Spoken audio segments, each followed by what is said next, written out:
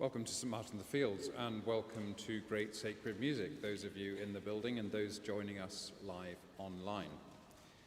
We're talking about the sky today, and the sky is the most obvious cause for dwelling on the wonder of God, except the sky isn't a term that's much used in the Bible. The phrase the scriptures tend to use is the sun, moon and stars. Why? Because those were thought of in a culture that doesn't have much other than natural light. The sun, moon and stars were thought of as the three principal sources of light. We find on the fourth day of creation in Genesis chapter 1, God made the sun to rule the day and moon and stars to rule the night. Moses, interestingly, warns the Israelites not to worship the sky, and he uses that same phrase, the sun, moon, and stars. And in Psalm 148, the psalmist calls on the sun, moon, and stars themselves to worship God. So we have that sense of all creation becoming joined in worship. Joseph, very significantly, Joseph, the one with the Technicolor dream coat, when he dreams, sees the sun, moon and stars all bowing down to him. And obviously his brothers see that as a sign of arrogance, but it's not too far from the truth as the story goes. But that motif appears as a type of Israel, sun, moon and stars, in Revelation chapter 12. Now, it's our tradition, which we're reassuming at Great Sacred Music, this being our second occasion back in the building, to sing a hymn together at the beginning and the end of our gathering. And we're going to start with the spacious firmament on high. Joseph Addison published an article in The Spectator in 1712. There was a time when The Spectator published articles about Christianity that weren't about the Church of England going to the dogs. And 1712 was about the last time that The Spectator published an article commending practices for strengthening faith. What's fascinating about this article is it's at what you might call the high watermark of the confidence that you could harmonize scriptural faith with Newtonian physics. You have to remember Newton published his major works in 1704 and 1707. This is what Addison said in the article. The Supreme Being, interesting name, the Supreme Being has made the best arguments for his own existence in the formation of the heavens and the earth, and these are arguments which a man of sense cannot forbear attending to, who is out of the noise and hurry of human affairs. Then, at the end of the article, he wrote a poem, which is the hymn that we're going to sing in a moment, summing up this sense of confidence that Newtonian maths and physics can gladly underwrite the Christian scriptural faith.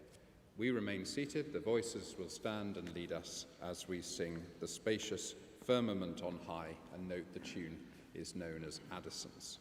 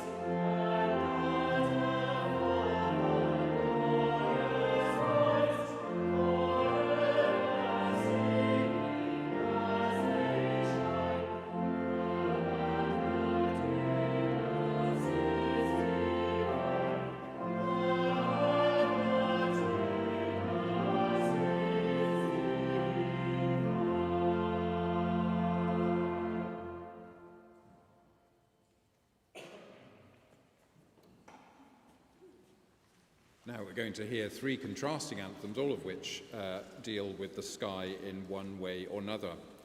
Excuse me. Bill Vanstone's Morning Glory Starlit Sky begins with 15 gifts of creation that God offers to humankind. They include tremendous seas and grace of truth. Vanstone then goes on to describe how the agony behind this love is hidden and offers a series of paradoxes expressing how God works in Christ. Drained in making others full, bound in setting others free, poor in making many rich, weak in giving power to be. The poem is the postscript to his book Love's Endeavour, Love's Expense, a classic account that every priest of my generation, the Church of England, will have read, published in 1977, a story of God's kenosis, or pouring out for creation. Then we have Jonathan Dove's Seek Him That Maketh, which is a setting of Psalm 139. The organ part, with its sparkling use of high registers, subtly evokes the stars. The theme of light, and starlight in particular, is an endless source of inspiration for composers. The anthem begins with a musical image of the night sky, a repeated organ motif of twinkling stars that sets the choir wondering who made them. The refrain Seek Him starts in devotional longing, but is eventually released into a joyful dance, finally coming to rest in serenity. Seek Him was commissioned by the Royal Academy of Arts and first performed just up the road at St James, Piccadilly in May 1995. Then we have William Romanes's hymn Round Me Falls the Night, an evening hymn praying for Christ's light in the darkness, Christ's word in the silence, and Christ's embrace in the vulnerability of isolation. Romanes was a humble 19th century rector in Leicester and in Twyford, Hampshire.